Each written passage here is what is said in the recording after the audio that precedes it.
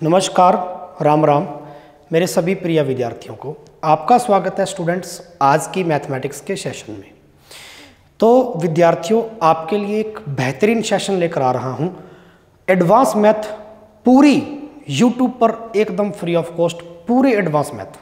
जी हाँ, जो student railway की तैयारी कर रहा है और जो बच्चा मेरा एसएससी की तैयारी कर रहा है, उन सभी के लिए एक प्रकार का ये गिफ्ट है। आप मान सकते हैं कि पूरा गणित आपको मिलेगा यूट्यूब पर एडवांस, क्योंकि हमारे लगभग जो विद्यार्थियों को समस्या आती है या देखने को मिलती है वो एडवांस मैथ्स के अंदर, और बहुत रेयर है कि एडवांस मैथ्स आपको बहुत पूरा डिटेल में यूट्यूब पर मिले। जितने भी आपके एडवांस के 6 से 7 टॉपिक हैं, जिनके अंदर मैं आपको आज जो शुरुआत में करवाने वाला हूं, क्षेत्रमिति यानी मेंसुरेशन। और मेंसुरेशन को 2 पार्ट्स में डिवाइड करके पढ़ते हैं, 2D और 3D। मेंसुरेशन में 2 पार्ट्स अपने पढ़ते हैं, एक तो आपका 2D पार्ट हो जाएगा बच्चे, एक आपका 3D पार्ट हो जाएगा। 2 डायमेंशनल के अंदर कौन कौन सी आकृतियां आती हैं और 3 डायमेंशनल में कौन कौन सी। और सबसे पहले मैं आपको 2D पढ़ाऊंगा। पढ़ाने से पहले मैं इस पूरी सेशन की और आगे आगामी जो आपकी एडवांस मैथ्स के जो लेक्चर आने वाले हैं टॉपिक वाइज, टाइप वाइज, उन सभी क्लासेस का मैं पूरा आपको प्रारूप बता देता हूं। रूपरेखा क्या रहने वाली है ये मैं आपके सामने डिस्कस करूंगा। तो स्टूडेंट, सबसे पहला बिंदु आपको ये समझना है कि शुरुआत में अपने 2D को खत्म करेंगे। 2D में कम से कम आपके जितने भी फिगर है वो मैं आपको सारे पढ़ाऊंगा 1 बाय 1। दूसरी बात है, सबसे पहले एक क्लास के अंदर एक फिगर के बारे में यानी एक आकृति के बारे में उसकी पूरी डिटेल में थ्योरी पढ़ेंगे, और उसके बाद में उस फिगर पर या उस आकृति पर रिलेटेड क्वेश्चन, यानी जैसे मैंने इस क्लास में आपको पूरा वर्ग पढ़ाया, स्क्वायर पढ़ाया, और वर्ग के जस्ट बाद में पूरा वर्ग डिटेल में पढ़ने के पश्चात उसके अपने क्वेश्चन लगाएंगे, प्रीवियस ईयर भी और साथ साथ में आपके MCQs भी। दूसरी बात है, जैसे मैं आपको 3D ऐसे ही आपकी नेक्स्ट जो आकृति पढ़ेंगे उसके भी अपने क्या करेंगे, सबसे पहले उसका थ्योरी वाला पार्ट, फिर उसके क्वेश्चन। तो ये एक पूरा स्ट्रक्चर रहेगा, ये एक संरचना रहेगी आपकी क्लास की। चलिए स्टूडेंट, बिना देरी किए हुए मैं आज का आपका लेक्चर शुरू करता हूं, और आज के लेक्चर में अपने 2D पढ़ेंगे। अब ये जान लेते हैं कि 2D में आपकी कौन कौन सी आकृतियां मौजूद है, कौन कौन सी आपके फिगर जो है वो यहाँ पर पढ़े जाते हैं क्षेत्रमिति में। सबसे पहले मैं आपको यहाँ पे पढ़ाऊंगा वर्ग। वर्ग अर्थात स्क्वायर, काफ़ी इंपॉर्टेंट शेप है और यहाँ से क्वेश्चन आपके ऑलमोस्टली आते ही आते हैं। स्क्वायर के जस्ट बाद में मैं सेकंड नंबर आपको जो पढ़ाऊंगा वो पढ़ाऊंगा आयत। इसी पर डिपेंडेंट या इसी से रिलेटेड एक और आकृति है। आयत को आप इंग्लिश में रेक्टेंगल भी आप बोलते हो, rectangle most important point. Third, 3 number जो आपकी ज्योमेट्रिकल फिगर है ये आपका है व्रत। व्रत यानी सर्कल, सर्कल, और सर्कल के अंदर ही मैं आपको पढ़ाऊंगा अर्धव्रत यानी सेमी सर्कल। यस और नो, व्रत और अर्धव्रत दोनों ही एक ही पॉइंट है, ठीक है, इसके अंदर ही पढ़ेंगे, व्रत में ही अर्धव्रत को भी, ठीक है। 4 नंबर जो आपकी आकृति यहाँ पे पढ़ी जाएगी मोस्ट इंपॉर्टेंट, व्रत के जस्ट बाद में अपने जो पढ़ेंगे वो पढ़ेंगे त्रिभुज। काफ़ी क्वेश्चन यहाँ से भी आपके मोस्ट इंपॉर्टेंट रेलवे के अंदर भी पूछे जाते हैं, SSC भी पूछता है, ठीक है। त्रिभुज के जितने भी पार्ट आपके हैं, कितने भी पार्ट्स के अंदर अपने इसको डिवाइड किया है, एंगल पर बेस्ड है, साइड पर बेस्ड है, वो सारे के सारे पार्ट मैं आपको इस 4 नंबर पॉइंट में समझाऊंगा। इसके पश्चात में आपका जो 5 नंबर पॉइंट यहाँ पे या 5 नंबर जो आपकी क्षेत्रमिति में आकृति है वो मैं आपको पढ़ाऊंगा चतुर्भुज, क्वाड्रिलेटरल।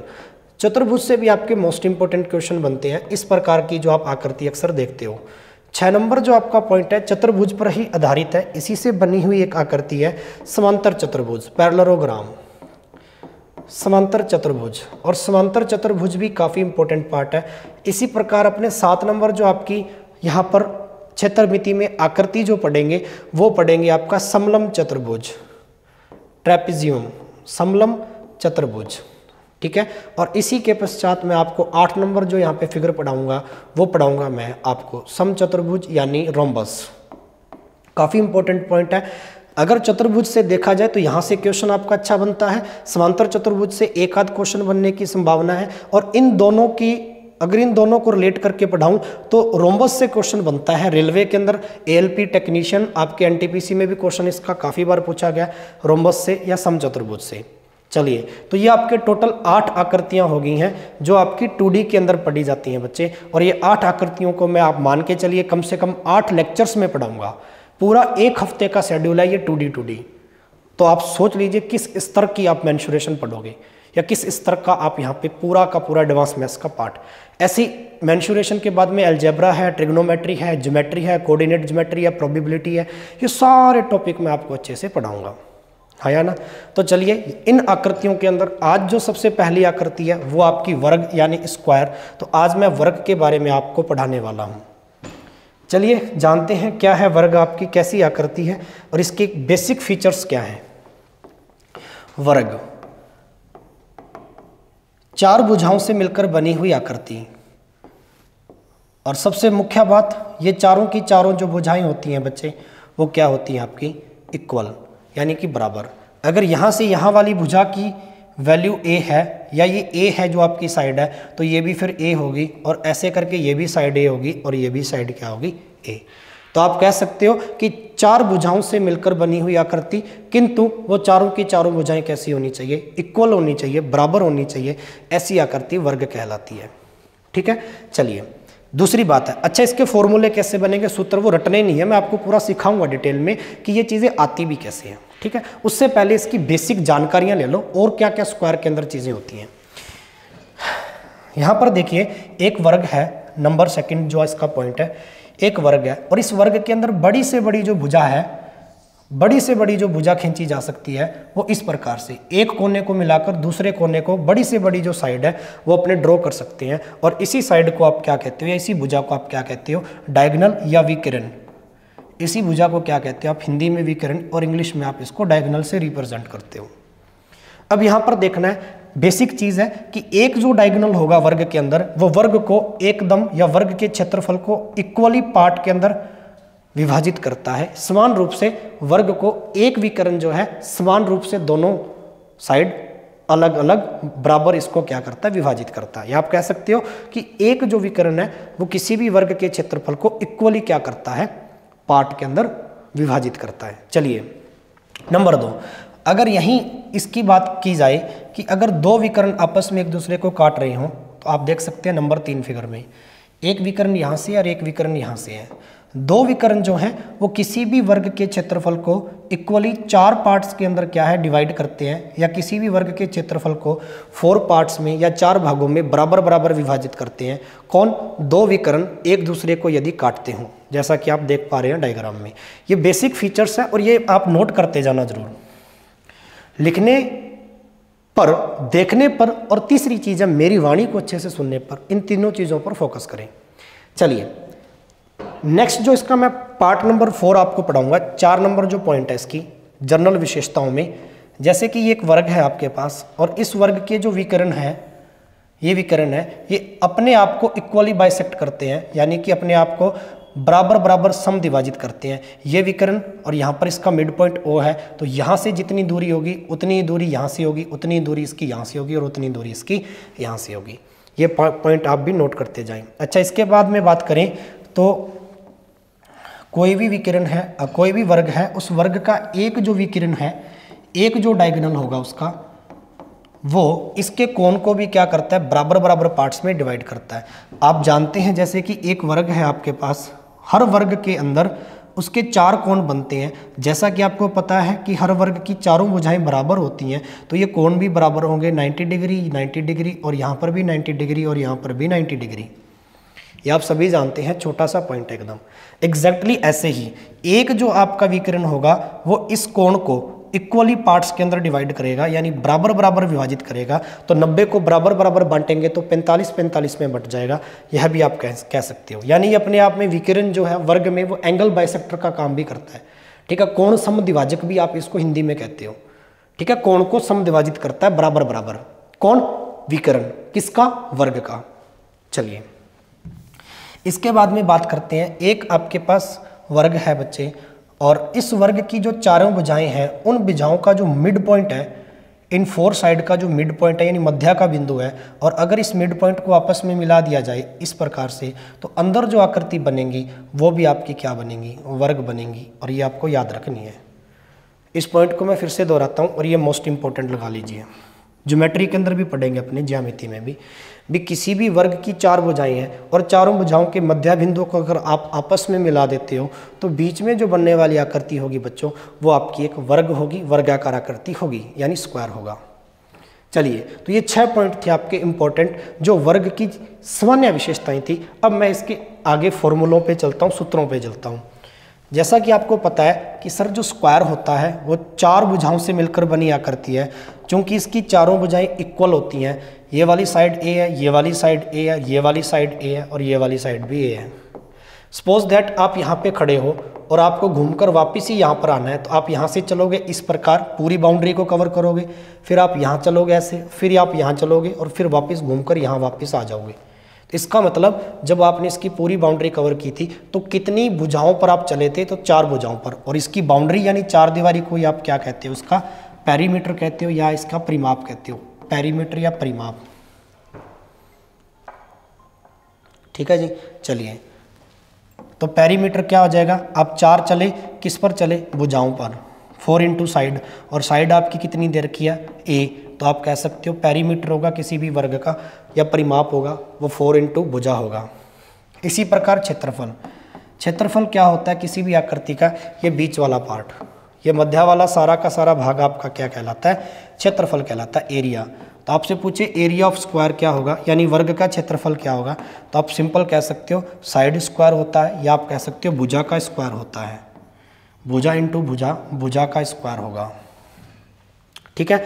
चलिए, इसी प्रकार से आपका ये एक वर्ग है और वर्ग की सबसे बड़ी से बड़ी भुजा, मैं फिर से कह रहा हूँ, सबसे बड़ी से बड़ी भुजा किसी भी आकृति में अगर कोई खींची जा सकती है तो वो उसका विकर्ण ही होती है, डायगोनल ही होती है।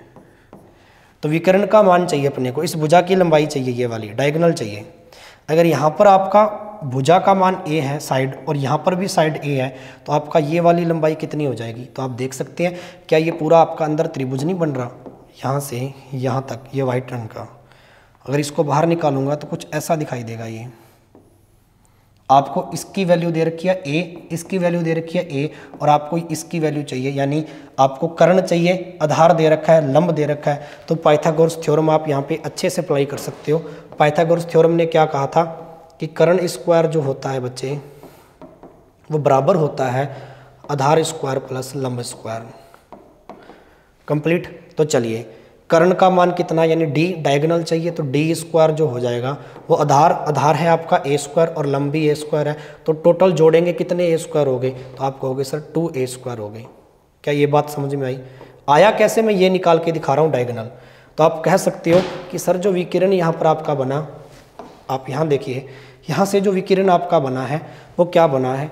डी स्क्वायर बराबर में 2 इंटू साइड स्क्वायर। तो यहाँ से स्क्वायर हटा दूंगा अगर मैं, क्योंकि मेरे को अकेला डी चाहिए, तो अंडर रूट लग जाएगा 2a स्क्वायर, और a के ऊपर स्क्वायर है, स्क्वायर से अंडर रूट पूरा पूरा हट जाएगा, तो a तो निकल जाएगा रूट से बाहर और अंडर रूट में ओनली क्या रह जाएगा? 2। तो आपका विकिरण कितना आ जाएगा बच्चे?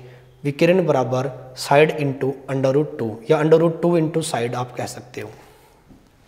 ठीक है। मोस्ट इंपॉर्टेंट पॉइंट, ये डायरेक्ट फॉर्मूला नहीं रटा रहा हूँ। अगर मैं डायरेक्ट ही बता देता आपको कि किसी भी वर्ग का जो विकिरण होता है वो भुजा इंटू रूट 2 होता है या रूट 2 इंटू भुजा होता है, तो आप शायद कंफ्यूज रहते कि ये बनता कैसे है। अब आपको पता चल गया कि पाइथागोरस थ्योरम से बना है, बीच में एक राइट एंगल ट्राइंगल बन रहा था, यानी समकोण त्रिभुज बन रहा था। तो आप इसको खुद भी निकाल के देखेंगे, आपके याद हो जाएगा। कंप्लीट। चलिए, यानी कि कोई भी वर्ग है, उस वर्ग का विकिरण, ये वाली जो भुजा है, अगर इसकी लंबाई आपको दे दी, यानी कि आपको लंबाई पूछनी है, आपसे लंबाई पूछ रहा है एग्जामिनर डी, और भुजा दे दी आपको 10 सेंटीमीटर सपोज दैट, तो विकिरण कितना हो जाएगा? तो सीधा सीधा भुजा का गुना किससे कर दोगे? रूट 2 से, और भुजा आपकी 10 सेंटीमीटर है तो 10 इंटू रूट 2 आपकी विकिरण आ जाएगी किसी भी वर्ग की। ऐसे आप इसको अप्लाई कर सकते हो। चलिए आगे बढ़ता हूँ नेक्स्ट पॉइंट पर। ठीक है, मैंने सबसे पहला पॉइंट क्या पढ़ाया आपको? परिमाप पढ़ाया। परिमाप होता है 4 गुना भुजा, मैं रिवाइज करवा रहा हूँ। दूसरा पॉइंट मैंने क्षेत्रफल पढ़ाया, भुजा स्क्वायर वर्ग का, और तीसरा पॉइंट मैंने आपको विकिरण डी बराबर में, आपने कहा सर भुजा इंटू रूट 2 होता है, तो ये पढ़ाया। अगर आपको विकिरण दे रखा हो, ये आपका वर्ग है बच्चे, और इस वर्ग का अगर आपको विकिरण, ये डी आपको दे रखा हो कुछ ना कुछ वैल्यू, और आपसे एरिया पूछे, क्षेत्रफल पूछे, तो याद रखना एरिया जो होगा वो d²/2 होगा, और ये आपका मोस्ट इंपॉर्टेंट पॉइंट है, आप इसको याद रख सकते हो। ठीक है, कि जैसे आपका एक एग्जाम्पल लेते हैं, अपने छोटा सा उदाहरण से समझते हैं इस बात को, कि आपके वर्ग का ये वाली जो लेंथ है, यानी विकिरण जो है वो आपको दे रखा हो, गिवन हो। मान के चलिए कि विकिरण है आपका 20 सेंटीमीटर, ठीक है, और आपसे पूछे कि इसका क्षेत्रफल क्या होगा, तो क्षेत्रफल क्या होगा इसका, विकिरण का स्क्वायर करके बटा 2 कर दोगे, आधा। ठीक है, तो विकिरण यानी 20 का स्क्वायर कितना हो जाएगा 400, और 400 बटा 2 कितना होता है बेटा 200। आप ऐसे निकाल सकते हो इस चीज़ को। ठीक है, तो चलिए आई होप आपको ये फॉर्मूला भी अच्छे से याद रहेगा। चलिए, तो ये इसके बेसिक फॉर्मूले जो होंगे जो मैंने आपको बता दिए। अब मोस्टली स्टूडेंट क्या करता है कि इन 4 सूत्रों को पढ़ने के पश्चात ये सोच लेते हैं अपने बहुत बार कि वर्ग जो आपके मेंसुरेशन का टॉपिक है ये यहाँ तक खत्म होता है। ऐसा नहीं है। जब आपसे रेलवे की कुछ परीक्षाएं हैं, एसएससी की हैं, प्रीलिम्स है या मेंस है, उनमें थोड़ा सा भी अगर हल्का सा आपसे हटके से पूछ ले, कुछ एडवांस चीज़ें पूछ लेता है, तब अपने धीरे धीरे पजल होने लग जाती हैं, क्योंकि हमने इतना पढ़ा नहीं होता। हमने आज तक इनको 4 ही फॉर्मूलों के आधार पर वर्ग को पढ़ा है कि ये 4 सूत्र पढ़ लिए तो वर्ग हो गया, हम डायरेक्ट क्वेश्चन लगाने बैठ जाते हैं किताब के अंदर। ऐसा गलत है। ठीक है, इसका मतलब इसके और भी बहुत सारे फिगर बनेंगे। जी हाँ, और मैं आपको बहुत ज़्यादा नहीं तो मैं आपको according to railway, RPF, ALP technician और एसएससी की कुछ जो महत्वपूर्ण परीक्षाएं हैं उनके आधार पर तो मैं जरूर इतनी सारी चीज़ें आपको बताऊंगा। ठीक है, ताकि आप वहाँ से क्वेश्चन अच्छे से कैरी कर सको, कि अगर अपने सीजीएल मेंस लेवल या सीपीओ अपने सीडीएस लेवल का ना पढ़े तो आप इतना लेवल का तो अच्छे से पढ़िएगा ज़रूर। चलिए, अब मैं आपको सेकेंड पॉइंट पढ़ाने वाला हूँ इसका। आपके पास एक वर्ग है, स्क्वायर है, जिसकी वैल्यू है, नाम दे देते हैं ए, बी, सी और डी। एक वर्ग है आपके पास ए, बी, सी और डी। इस वर्ग के अंदर इसने कहा है कि अगर मैं पॉइंट डी पर प्रकार रखूं या पॉइंट डी को मिड पॉइंट मानकर इस पे एक चाप काटूं तो कुछ ऐसा कटेगा।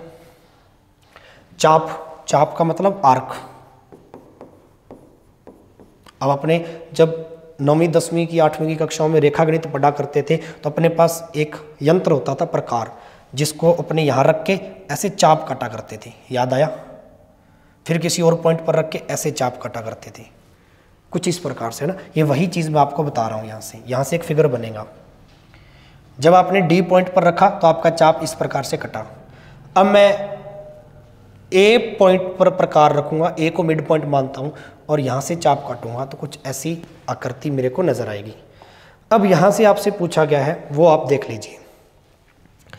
यहाँ पर एक पत्ती जैसी संरचना आपको नजर आ रही है और आपसे पूछता है इस पत्ती का क्षेत्रफल बताइए, और इसी को बोलते हैं छायांकित भाग का क्षेत्रफल। छायांकित मतलब शेडेड पार्ट, छायांकित भाग का क्षेत्रफल। और यहाँ से क्वेश्चन बनते हैं कि जब आपको एक आकृति देकर वहाँ पे कुछ पार्ट छायांकित कर देगा और फिर आपसे एरिया पूछेगा। और ये जो संरचना बन रही है, पत्ती जैसी संरचना बन रही है, लीफ बन रही है, और इस लीफ का आपसे पूछेगा एरिया। तो सबसे पहले अब इसका मैं अगर फॉर्मूला बता दूं तो आप डायरेक्ट रट लोगे। अब अपने ये चेक करते हैं, देखते हैं कि आएगा कैसे, और ये सबसे इंटरेस्टेड पॉइंट है। ठीक है, तो चलिए। अच्छा, लीफ का एरिया निकालने से पहले अब इसके अंदर कुछ चीज़ यूटिलाइज होगी छोटी सी, वो मैं आपको पढ़ा दूं। एक हल्का सा कंसेप्ट व्रत का। व्रत क्या होता है बेटा? सर्कल। ठीक है, और सर्कल का ये मिड पॉइंट है, केंद्र है, तो केंद्र से यहाँ तक के बीच की दूरी होगी आपकी रेडियस यानी त्रिज्या। ये आप सभी जानते हो। ठीक है, अगर एक त्रिज्या मैं और बना दूं, ये लो आर। अब यहाँ पर बीच में एक टुकड़ा बन गया। केक का टुकड़ा नहीं काटते, जैसे केक है, केक के अंदर से ऐसे टुकड़ा खींच लिया, ठीक है, वैसा टुकड़ा लग रहा है। और इस टुकड़े को क्या बोलते हैं? त्रिज्या खंड। त्रिज्या खंड यानी सेक्टर। और ये आपसे व्रत में अपने पढ़ेंगे, हालांकि इसको सर्कल में डिटेल में पढ़ेंगे। Area of circle, area of आपसे पूछता है सेक्टर कि त्रिज्या खंड का क्षेत्रफल क्या आएगा। ठीक है, तो ये मैं थोड़ा सा बता देता हूँ यहाँ पे इस पॉइंट को, कि जैसे ये आपका एक व्रत है और ये आपका एक केक का टुकड़ा इसमें से काटा गया है इस टाइप से। ठीक है, ये आपका सेंटर पॉइंट हुआ है, ये त्रिज्या ही है आपकी, केंद्र से यहाँ तक के बीच की दूरी, और ये भी त्रिज्या आपकी आर, दोनों तरफ बराबर है। ठीक है, और मुझे बताइए पूरा व्रत कितने डिग्री का होता है? अगर मैं यहाँ पे खड़ा हूँ और पूरा घूम के वापस मैं यहीं पे आ जाऊँ तो पूरा कंप्लीट एंगल बन जाएगा। कंप्लीट एंगल, और कंप्लीट एंगल जो होता है वो कितने डिग्री का होता है? 360 डिग्री, 360 डिग्री का। और ये आपने पढ़ा भी है कि पूरा वृत्त 360 डिग्री में बंटा होता है। चलिए, मुझे तो इतने इतने का एरिया चाहिए। अगर मैं पूरे वृत्त का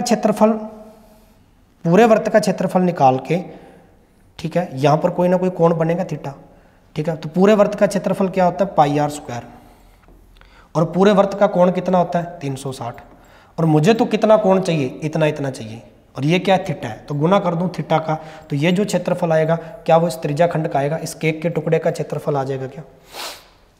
ऐसे ही आप यहाँ देखिए कि अगर ये आपका त्रिज्या खंड है, ये त्रिज्या खंड, इसके बीच में यहाँ पे 60 डिग्री का कोण है, तो यहाँ पर थीटा 60 रखते जाएंगे आप, वो तो है ही अपने पास पाई आर स्क्वायर 360, क्योंकि पूरा वृत्त 360 में बंटा होता है, 360 में से क्षेत्रफल वृत्त का, और कोण कितने कोण का मान चाहिए 60 का, तो इंटू 60, यहाँ पर अगर 30 होगा तो इंटू 30, यहाँ पर 90 होगा इंटू 90, जितने जितने कोण का अपने को ये टुकड़ा चाहिए, सेक्टर चाहिए, उतना उतने कोण का गुना करते जाएंगे क्या, और ऐसे ही आपका त्रिज्याखंड का क्षेत्रफल निकल जाता है।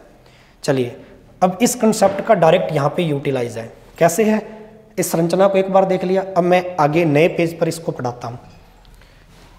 एक्चुअल में जो डायग्राम क्या था वो ये था, जिसका मुझे क्षेत्रफल चाहिए था, एक पत्ती जैसी संरचना थी ये, और इस पत्ती का मुझे क्या चाहिए था, क्षेत्रफल चाहिए था। ये पॉइंट थे आपके ए, बी, सी और डी, आपका एक वर्ग था।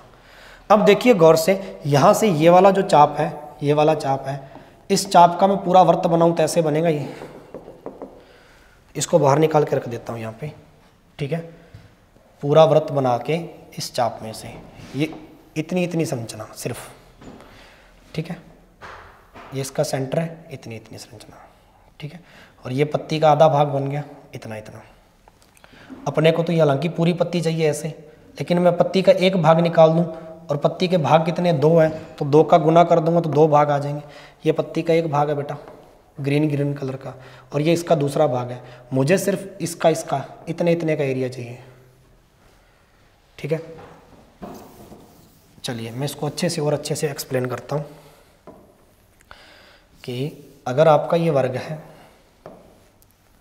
और वर्ग में ये पत्ती पूरी है आपकी, और मुझे इसके बीच में एक रेखा खींच के मुझे आधी पत्ती चाहिए, इतनी इतनी पत्ती का क्षेत्रफल निकाल लूँ, जो कि इसका एक पार्ट है और ये इसका दूसरा पार्ट है। अगर इतनी इतनी पत्ती का क्षेत्रफल आ जाए तो उसका गुना मैं 2 से कर दूंगा, क्योंकि डबल है ये पत्ती, तो मेरे पूरी पत्ती का क्षेत्रफल आ जाएगा क्या, बस मैं यही पढ़ा रहा हूँ, ठीक है। अब मैं इसको मिटा देता हूँ, और मुझे अभी का जो टारगेट है वो ये है कि मुझे इतनी इतनी पत्ती का क्षेत्रफल चाहिए, ये वाली, सिर्फ इसका। डायग्राम को अच्छे से देखते जाना आप, ठीक है। चलिए, अब मैं इसको साफ कर दूं, मकसद पता चल गया। अब देखो, यहां से ये आपका पूरा एक सेक्टर नहीं बनेगा क्या, ये पूरा एक वृत्त ड्रॉ कर दिया पहले वाले चाप का, और इस चाप का ये वाला जो पार्ट है, क्या वो त्रिज्याखंड नहीं बन रहा ऊपर ऊपर, ये कुछ ऐसे नहीं बन रहा क्या, ठीक है। यहाँ पे कोण बनेगा, कोण 90 डिग्री का बन रहा है, और ये पत्ती का पहला हिस्सा ये वाला, ठीक है, और यहाँ पर मैंने एक रेखा खींची थी बीच में, ये पत्ती का पहला पार्ट ये वाला, दिख गया पूरा अच्छे से, ठीक है। चलिए, ये त्रिज्याखंड बन रहा है, ये त्रिज्याखंड, और त्रिज्याखंड कितना होता है पाई आर स्क्वायर बटा 360 किसी भी वृत्त का गुना थीटा। ये एक वर्ग था, वर्ग की ये वाली भुजा ए थी, तो ये वाली भुजा भी ए होगी। यहाँ तो वर्ग की भुजा है, लेकिन वृत्त के अकॉर्डिंग ये क्या बन जाएगी, उसकी त्रिज्या बन जाएगी ए, ये भी क्या बन जाएगी त्रिज्या ए, और बीच में कोण कितने का 90 डिग्री का बन रहा है, देखो राइट एंगल बन रहा है, समकोण बन रहा है। तो पाई आर की जगह पर त्रिज्या ए है, ए स्क्वायर बटा 360, और थीटा कितना बेटा 90 डिग्री, और 90 से 360 को काटूंगा 4 बार, तो सेक्टर का जो एरिया आ जाएगा वो पाई ए स्क्वायर बटा 4 आ जाएगा क्या, पूरे सेक्टर का, इस पूरे का। ये किसका एरिया निकाला मैंने, वृत्त देखो, इस वृत्त के अंदर इसका एरिया निकाला पूरे का, इसका इतने इतने का पूरे का, और पूरे में से मुझे तो इतने इतने का चाहिए ऊपर ऊपर इसका। और गौर से देखिए तो एक बीच में क्या बन रहा है, ये त्रिभुज बन रहा है, देखो। अगर पूरे वाले में से ये पूरा जो त्रिज्याखंड है ये रहा पूरा, इसमें से मैं ड्रॉ करता हूं व्हाइट रंग पे, देखना ये पूरा त्रिज्याखंड निकाल दिया मैंने, इसमें से अगर ये बीच वाला मैं त्रिभुज घटा दूं, इसका क्षेत्रफल घटा दूं बीच वाले का, ये वाले का, तो क्या जो ऊपर ऊपर बच जाएगा ये एक पत्ती का आधा हिस्सा आ जाएगा, पत्ती का ये वाला एक पार्ट आ जाएगा। इस बात पर यस करना। तो चलिए, मेरे पास पूरा त्रिज्याखंड आ गया और मुझे घटाना है इसमें से क्या, इस त्रिभुज का क्षेत्रफल। ये जो बीच में बन रहा है ऐसा, ये त्रिभुज बन रहा है जो, इस त्रिभुज का क्षेत्रफल। और किसी भी त्रिभुज का जो क्षेत्रफल होता है वो आपको पता है 1/2 आधार इंटू ऊंचाई होता है, यानी बेस इंटू हाइट होता है, ये आप सभी जानते हो। ठीक है, बेसिक। तो 1/2 बेस कितना है, बेस यानी आधार, ये वाला ए है वर्ग का। ठीक है, और हाइट भी कितनी है ए, तो ए इंटू ए कितना आ जाएगा, ए स्क्वायर। ठीक है, तो ये क्या आ गया आपके पास, एक पत्ती का क्षेत्रफल आ गया, यहाँ तक एक पत्ती का क्षेत्रफल, यानी पत्ती के एक हिस्से का क्षेत्रफल आ गया। और मुझे तो चाहिए पत्ती के 2 हिस्से, टोटल दूसरा हिस्सा मिलेगा तभी तो पूरी पत्ती बनेगी। ठीक है, तो चलिए मल्टीप्लाई 2 का कर दूं। इतना देख लिया आपने, आई होप आपको समझ में। नेक्स्ट पेज पे चल लूँ, मैं फिर से डायग्राम बना लूँ इस चीज़ को लेके। ठीक है, कि भाई मेरे पास जो आया ना वो ये आया, अभी पत्ती का एक हिस्सा तो बन गया, यानी इसका क्षेत्रफल आ गया मेरे पास। ठीक है, इसका क्षेत्रफल आ गया, और मुझे तो पत्ती का ये वाला भी चाहिए, नीचे वाला भी, ग्रीन वाला भी चाहिए। ठीक है, और इसका जो क्षेत्रफल आया इस वाले का, वो कितना आया बेटा, फर्स्ट पार्ट का वो आया सर पाई a²/4 माइनस का 1/2 भुजा स्क्वायर। ठीक है, ये पीछे मैंने भी पढ़ाया, आप देख सकते हैं इस चीज़ को। ठीक है, इस प्रकार से आई ये चीज़। चलिए, मुझे तो दूसरा हिस्सा भी चाहिए, तो मैं मल्टीप्लाई डबल का कर दूं यहाँ पे। ये लो जी, डबल का मल्टीप्लाई कर दिया, दूसरा हिस्सा। अब ये पूरा पत्ती का आ गया, इसका भी आ गया, क्योंकि ये भी सेम है। तो अंदर गुना कर लो, सॉल्व कर लो। अंदर गुना करेंगे 2 का, तो ये 4 पड़ा है, 2 काट देगा 4 को, तो क्या आ जाएगा, पाई a²/2। यहाँ पे 2 का अंदर गुना करूँ ब्रैकेट के अंदर, सभी को पता है 1/2 इंटू भुजा स्क्वायर है, अंदर 2 का गुना होगा यहाँ पे, तो इस 2 से ये पूरा 2 कट जाएगा। तो इसको क्या लिख सकता हूँ, सिर्फ इस 2 से पूरा 2 कट जाएगा, ये बच गया क्या, a²। इतना ही बचा मेरे पास। पाई की वैल्यू रख दो 22/7, 22/7, नीचे वाला 2 पड़ा इंटू में a²। मैं थोड़ा सॉल्व करके छोटा बना रहा हूँ, ये बन गया 14, 7 दूनी 14, कितना आ गया बेटा, 22/14 a² माइनस में एक a² और पड़ा है। ठीक है, यहाँ तक आ गई चीज़ समझ में। अब आप गौर से देखिए इस चीज़ को, इस पूरे वाले को सॉल्व करोगे आप, सिंप्लीफाई करोगे तो 14 एकम 14 a² में से 22 a², यानी 22 a² में से 14 a² अपने को कम करनी है। तो 8 a² बच गया ऊपर, 8 a², और बटा में क्या पड़ा, हर तो ऐसे कैसा रहेगा 14, काट दीजिए 4 बार और 7 बार। तो वैल्यू आपके पास कितनी बनी, यहाँ से देखो आप गौर से, वैल्यू आपके पास कितनी बनी मेरे भाई, 4 ऊपर 4 बचा, a² बचा, बटा में 7, तो 4/7, एक चीज़ क्या बची, a² यानी इंटू a²। ये आपके किसी भी एक पत्ती का क्षेत्रफल होता है। अगर आपको क्वेश्चन कैसे बनेगा वो देख लो।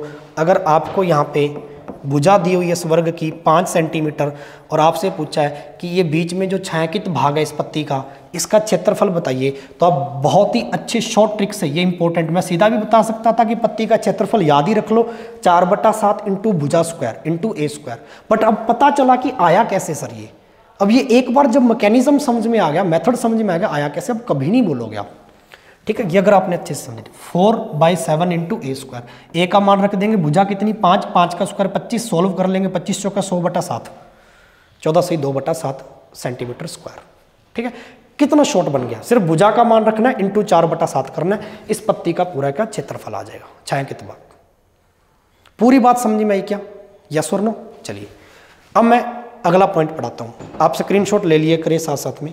अब मैं डायरेक्ट अगले पॉइंट पे चलता हूँ। ठीक है, नंबर 2 कंप्लीट है।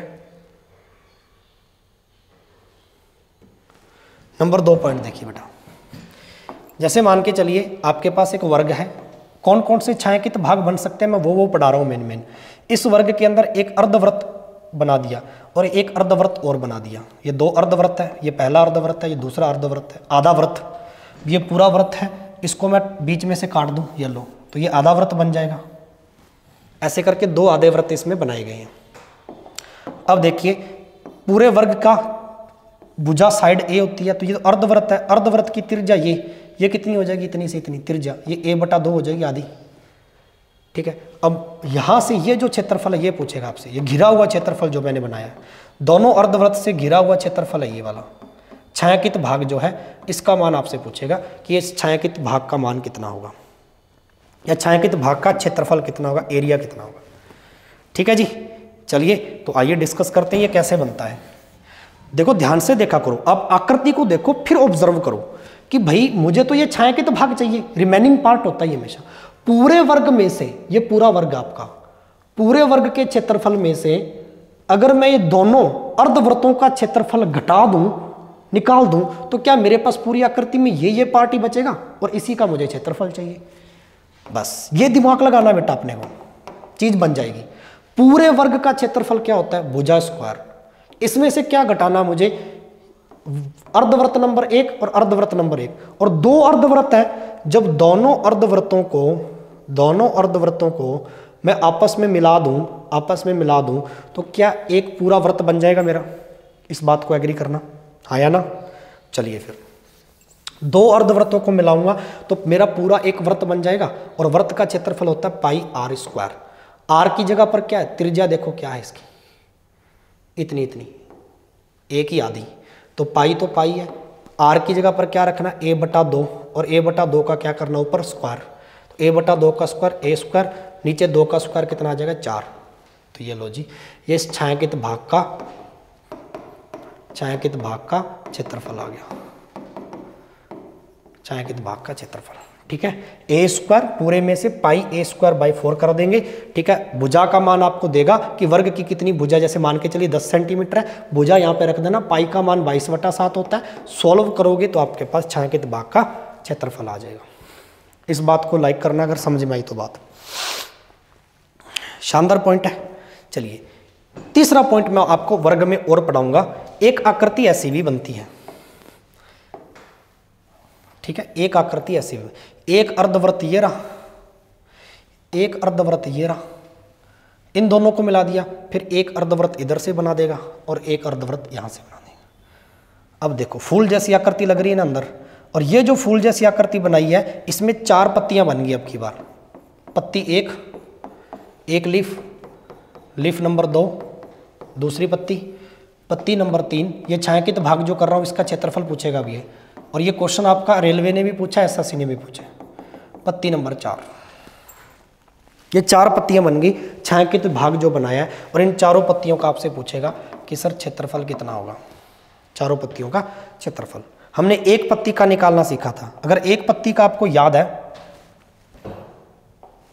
ठीक है, कहाँ चला गया, चलो दोबारा ड्रॉ कर लेते हैं। मैंने आपसे ये कहा था कि एक स्क्वायर है, इस स्क्वायर में आपकी 4 पत्तियां बनती हैं कुछ इस प्रकार से, और इन चारों पत्तियों का आपसे क्षेत्रफल पूछेगा। सपोज दैट ये आपका एक छायांकित भाग, ये आपका दूसरा छायांकित भाग, ये तीसरा छायांकित भाग आपसे पूछ रहे हैं, और ये आपका चौथा छायांकित भाग। ठीक है, चलिए 1, 2, 3 और 4। ठीक है, ये 4 आपकी क्या बन गई, लीफ बन गई। अभी चारों लीफ का आपसे एरिया पूछता है कि क्षेत्रफल कैसे निकालोगे भाई। हमने एक का निकाला था, इतने का, याद आया कुछ। एक पत्ती का क्षेत्रफल आपने निकाला था, चारों का निकाल दोगे। हालांकि इसको अलग मेथड से निकाला जाता है, मैं इसका शॉर्ट तरीका बताता हूँ, 1 सेकंड में आ जाएगा उत्तर। ये वाले वर्ग की भुजा ए है बेटा, और ये एक वर्ग जो मैंने व्हाइट रंग का ड्रॉ किया है, ठीक है, इसकी भुजा क्या आधी नहीं हो जाएगी इसकी, ये इतना ही है, एक वर्ग a/2। इस बात पे एग्री करना। और एक पत्ती का पार्ट 1, एक पत्ती का क्षेत्रफल निकाला था आपने, एक लीफ का क्षेत्रफल पीछे अपनी पढ़ा था भी, 4/7 इंटू भुजा स्क्वायर पढ़ा था, आया ना। तो 4/7 तो है ही अपने पास, इंटू भुजा देखो कितनी है इसकी, ये लो a/2, तो a²/2 का स्क्वायर हो जाएगा 4। यहाँ पर आ गई बात। और टोटल पत्तियां है कितनी, 4 पत्तियां, 1, 2, 3, 4। अगर मैं 4 का गुना कर दूं अंदर, ठीक है, तो क्या मेरे पूरी 4 पत्तियों का क्षेत्रफल आ जाएगा। ठीक है, तो देख लीजिए भाई, ठीक है, अंदर कर दिया। अब देख लो गुना ही है पूरा, 4 से 4 कट गया, बच क्या गया 4/7, ऊपर कितना बच गया, भुजा स्क्वायर। क्या बात है सर जी, मज़ा आ गया। ये बात समझ में आई।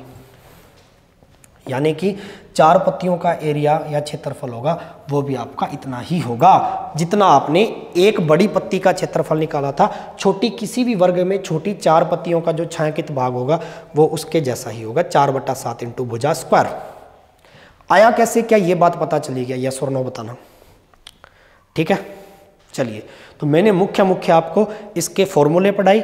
छायांकित भाग जो वर्ग के बन सकते हैं वो 3 भाग पढ़ाई। एक नंबर एक पत्ती का, दूसरा नंबर 2 अर्धवृत्त से मिला वो भाग, और तीसरा 4 पत्तियों का। 3 भाग मैंने आपको इसके छायांकित भाग पढ़ाई जो मेनली आपके क्वेश्चन बन, और ये ऐसे पढ़ाई कि आया कैसे, वाई, ठीक है, ये भी पढ़ाया मैंने, सीधा फॉर्मूला नहीं रटाया। आई होप आपको ये सेशन अच्छा लगा होगा, और इसी प्रकार आपके सारे एडवांस मैथ्स के, आपके मेंसुरेशन के भी सारे पॉइंट, सारी आकृतियां मैं इसी क्रम के अंदर पढ़ाऊंगा, ठीक है। तो ये वर्ग की मुख्य आकृतियां आपको वीडियो अंत तक देखना है पूरा एकदम अच्छे से, ठीक है। जहां आपको समझ में ना आए वीडियो को पॉज करके फिर से देखिएगा दोबारा। जो स्टूडेंट इसको फर्स्ट बार देखेगा थोड़ा कॉम्प्लिकेटेड लगेगा, बट एक बार अच्छे से समझने के बाद बिल्कुल नहीं लगेगा। फिर अब इसके जैसे आपको क्वेश्चन भी अपनी बुक में से लगाने हैं, और मैं इसके क्वेश्चन नेक्स्ट चैप्टर में या नेक्स्ट सेशन में आपको पक्का करवाऊंगा, ठीक है। यानी जब एक आपका वीडियो थ्योरी का हो जाएगा, एक आकृति की, और थ्योरी के बाद में उसके MCQs यानी क्वेश्चन करेंगे, ठीक है। अब इसकी थ्योरी होगी वर्ग की, अब इससे रिलेटेड क्वेश्चन का सेशन आएगा नेक्स्ट आपका, ठीक है जी। तो ये एडवांस मैथ्स की पूरी सीरीज है। प्लेलिस्ट बना दूंगा आपकी एडवांस मैथ्स की अलग से, रेलवे और SSC के नाम से एडवांस मैथ्स, ठीक है। तो उसमें से आप इस वीडियोस को देख सकते हो। तो आई होप आपको अच्छे से समझ में आया होगा। अलविदा लेते हैं, इसी क्रम के साथ में ज़्यादा से ज़्यादा आपको जुड़ना है। तब तक के लिए धन्यवाद। जय हिंद, जय भारत।